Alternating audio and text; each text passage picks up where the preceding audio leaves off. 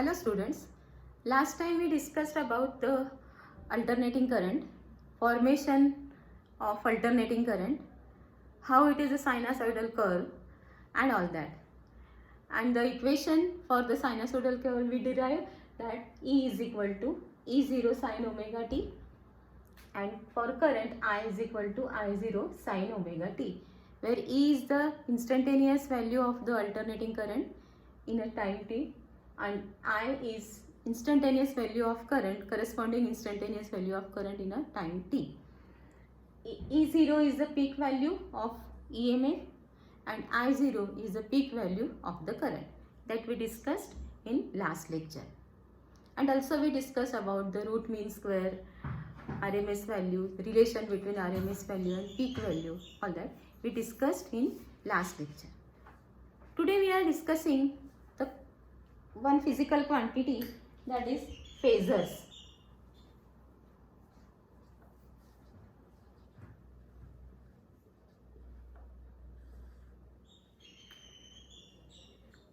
Any type of wave can be represented by means of the phasors. Phasor, it is the vectorial representation of any type of wave. So any type of wave or phasors means it is the vector whose magnitude is equal to amplitude of the wave and whose direction gives the direction of the wave. This wave or this phasor rotates around the origin in positive as well as in negative direction, in anti-clockwise or might be in clockwise direction also. So how to represent a phasor of a wave? We know that the graphical or analytical representation of a vector is, if it is a vector quantity, if A bar is a vector, then you can take this length as a magnitude by taking a suitable scale and arrow indicates the direction. So length of the arrow taken to a suitable scale will be the magnitude and arrow indicates the direction. So to represent a wave in form of the vector, we call it as phasor, and the length of the wave taken to a suitable scale will be its magnitude. Arrow indicates the direction, but the difference is that we have to take one reference line, that is the origin or positive and negative axis. So this is positive y-axis, x-axis. I can represent phasor of I is equal to I0 sin omega t in this way. So this arrow indicates the direction. Length of the arrow taken to a suitable scale will be the magnitude. Maximum amplitude, that is the amplitude, which is given by E0. Now to get the projection or shadow on y-axis, on x-axis, that is equal to E0 sin omega t or I0 sin omega t. For that, let this phasor making an angle omega t in anti-clockwise direction with x-axis, right? Now if we draw perpendicular on y-axis at the end of this arrow, if we draw perpendicular on y-axis, so this angle is also omega t. Now you can find out sin omega t in this triangle. If it is the origin, if it is A, it is B. So in triangle OAB, it is a right angle triangle. So we can find out sin of omega t, that is equal to opposite, let this distance is y1, opposite upon hypotenuse. Hypotenuse is here, amplitude E0. So y1 is equal to E0 sin omega t. This is what? This is the projection of phasor along y-axis. It gives the instantaneous value of EMF, or it may be for current in a time t. So in this way we can find out instantaneous value by using the phasor by getting projection on y-axis. So it is in the form of E0 sin omega t.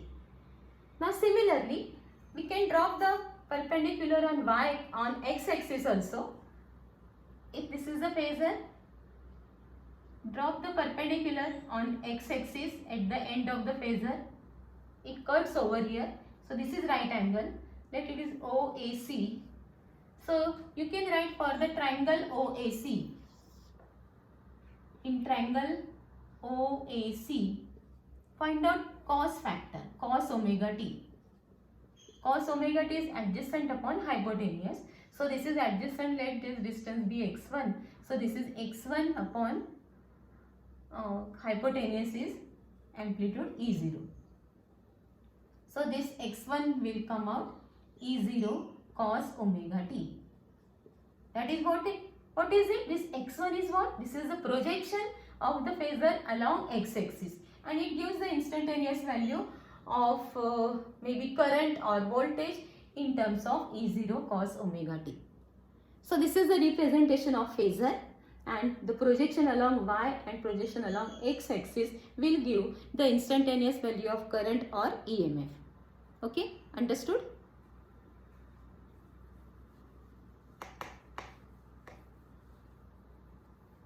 Now the next is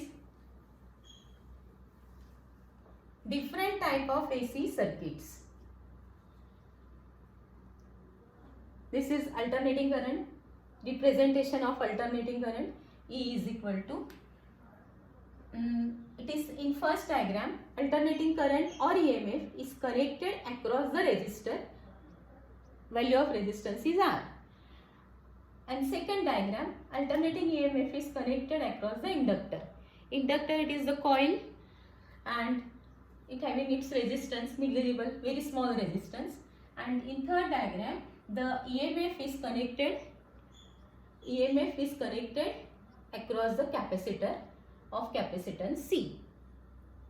Now we will discuss one by one. Now see in first diagram, the equation of the sine wave or the induced EMF, E is equal to E0 sin omega t, that we know. And by doing some mathematical, we are getting current, instantaneous current I is equal to I0 sin omega t.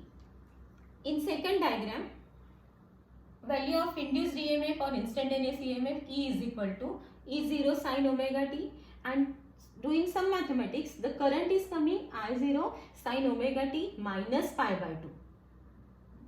Here current is coming when the resistance, when the induced EMF or the EMF, alternating EMF connected across the capacitor, the value of current is coming I0 sin omega t plus pi by 2. Now seeing all the three types of diagram, induced EMF or the alternating EMF is connected across the resistor, across the inductor, across the capacitor. The induced current is different in all the three cases. In first case, we say that current and EMF, they are in same phase. In second case, here angle is changing by the factor pi by 2, it is reduced. So we will say that current lags behind with the EMF of the angle pi by 2, pi by 2 radian, right? In third case, we predict that the current leads by the EMF by the factor of pi by 2 radian. So EMF is connected across which circuit? It counts. If it is connected across the resistor or it is connected across the inductor or the capacitor, the current relation between EMF and current, they are the different. So we will see one by one each and every case. First we will discuss that the alternating circuit connect across the resistor.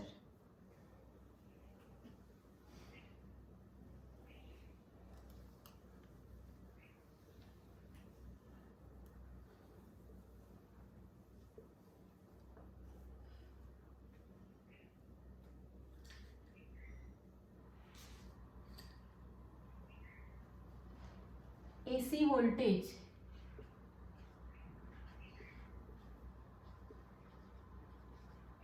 connected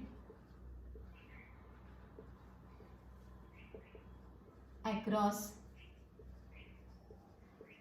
a resistor.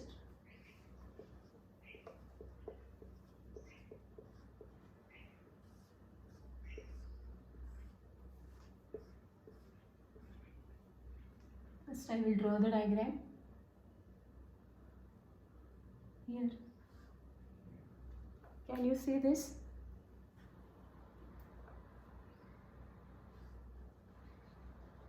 Resistance R. This is alternating EMF E, and this is a simple circuit. Alternating EMF is connected across the resistance of resistor of resistance R. Then induced EMF is given by the equation E is equal to E0 sin omega t. At any instant,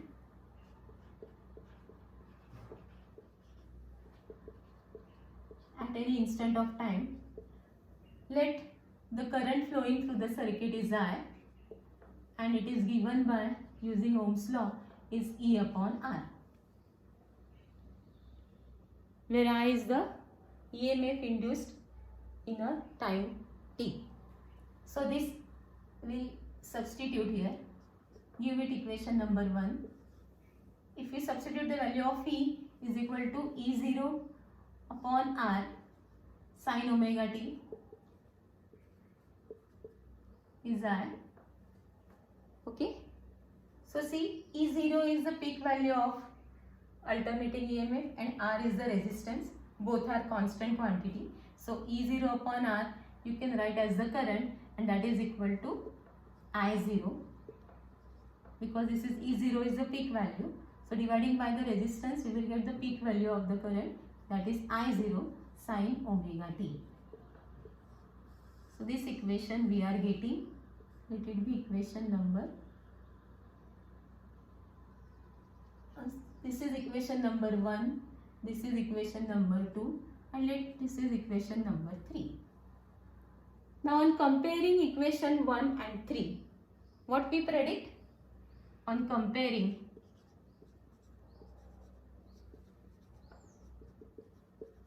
equation 1 and 3, we can say that current and EMF, they are in a same phase, because here phase difference, who is changing? Only omega t is changing, because E0 is constant, I0 is constant. Instantaneous current depend upon the value of sin omega t.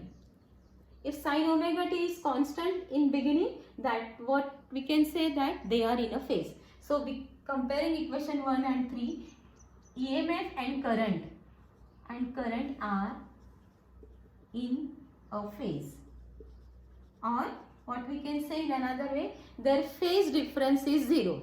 There is no phase difference is 0.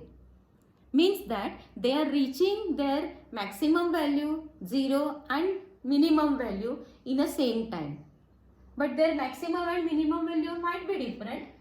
If it is current, this is I is equal to E upon R, this is equation number 2, and if I am writing what is I0 is equal to E0 upon R, let it be equation number 4. So using equation number 2 and 4, what you can say, or on comparing equations 2 and 4, we can say that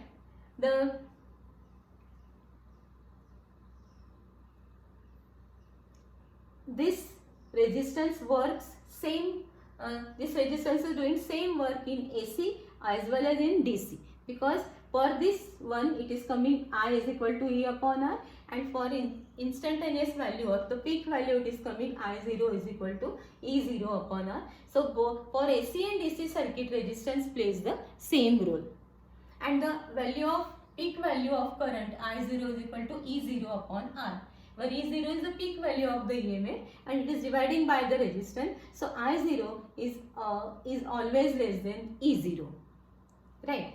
So these quantities we can show by graphs also, by graph method and by the phasor method also, right? So here what we conclude, if the EMF is connected across the resistance, the current and EMF, they are in a phase, they are reaching their maximum values in the same time, and the phase difference between both is equal to 0.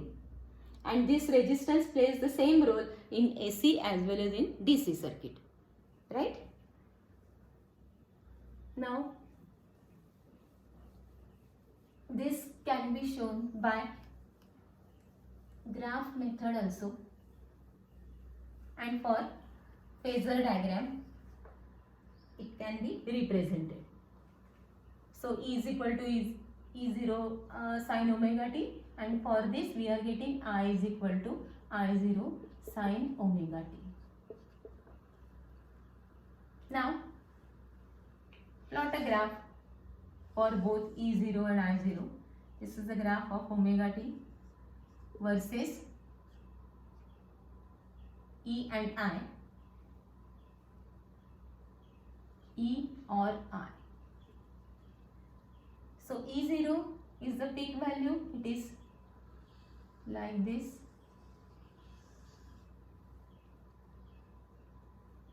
So this is origin, this is peak value E0, this is peak value minus E0 in opposite cycle. So this is E progressing in forward direction.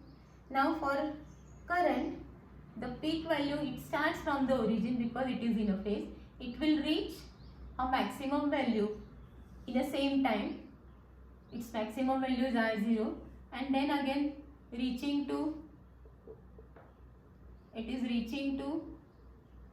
0 value in the same time as EMF, and reaching to negative value, negative direction in the same time, and like this.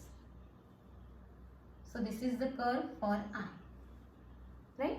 So from graph we can predict, we can say that EMF and current, they are in a phase because they are reaching their maximum value 0, minimum value in a same time, and maximum value of EMF and maximum value of current, they are different but they are reaching in a same time. So this is a graphical representation of alternating EMF and current when the circuit is resistive. And same you can represent by phasor diagram also. I have to rub. For phasor diagram, draw the axis, x-axis, y-axis.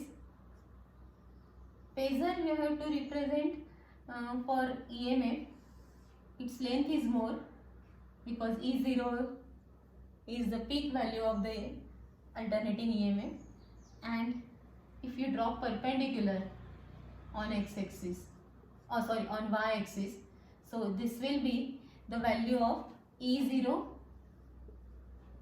sin omega t because it's E0. Okay. Now where will be I0?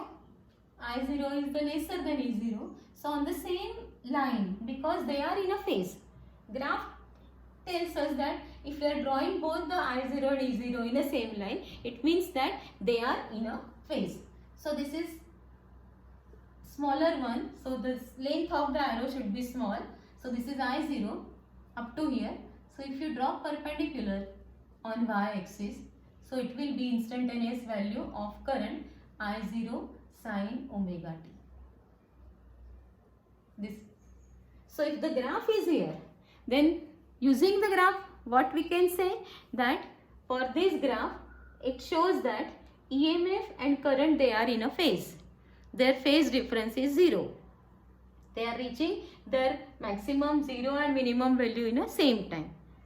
If the graph is there, if in exam if the graph comes, different types of graphs are there, and you have to select that the graph for the resistive circuit, then this graph is there because it is represented by the single line. It means that their phase difference is 0 because angle is making for current and EMF is omega t.